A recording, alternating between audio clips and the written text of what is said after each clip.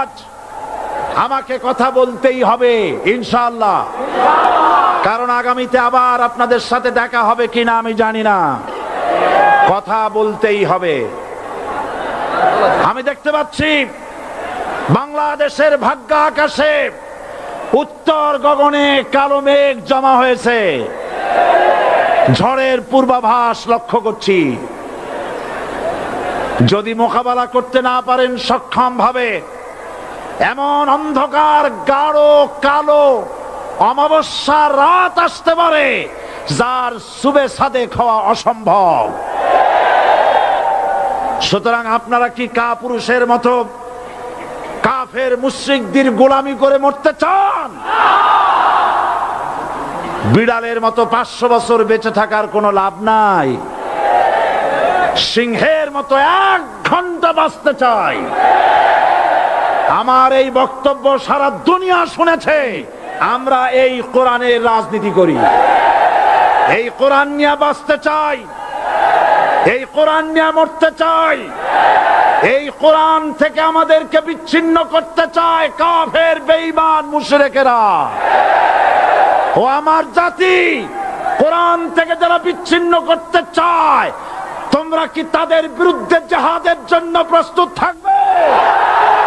আমাকে রাজাকার বলে জনগণ থেকে বিচ্ছিন্ন করবা?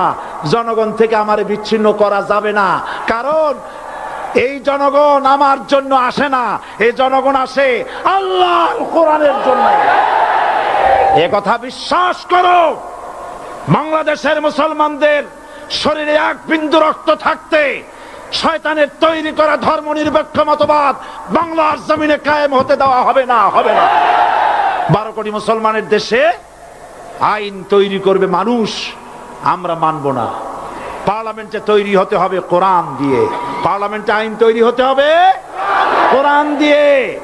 সুতরাং ভয় যতই পান আর যতই ষড়যন্ত্র করেন, 4 দল যখন একত্রিত হয়েছে, ঐক্যবদ্ধ থাকবে, সরকার ঐক্যবদ্ধভাবে গঠন হবে, নির্বাচন ঐক্যবদ্ধভাবে হবে এবং কোরআন হবে, আল কোরআনের পার্লামেন্ট হবে বাংলাদেশে।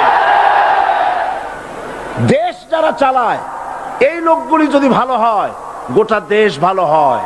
আর সমস্ত মানুষটা যদি, রাষ্ট্র যিনি পরিচালনা করেন, এই লোকগুলি যদি খারাপ হয়, গোটা দেশ খারাপ হতে বাধ্য। ওরা মনে করে এই ক্ষমতা থেকে আমাদেরকে কেউ নামাইতে পারবে না। স্বৈরাচারীরা তার পতনের সমস্ত ছিদ্র বন্ধ করে, কিন্তু একটা ছিদ্র বন্ধ করতে পারে না। মনের ভুলে সে ছিদ্রটা থেকেই যায়, যেই ছিদ্র দিয়ে আসলে তার পতনটা হবে। ক্ষমতায় গিয়ে মনে করে চিরকাল ক্ষমতায় থাকবো। ক্ষমতায় যারা থাকে, ক্ষমতার মোহে চতুর্দিকে অন্ধকার দেখে, মনে করে আমার পতন আর হবে না।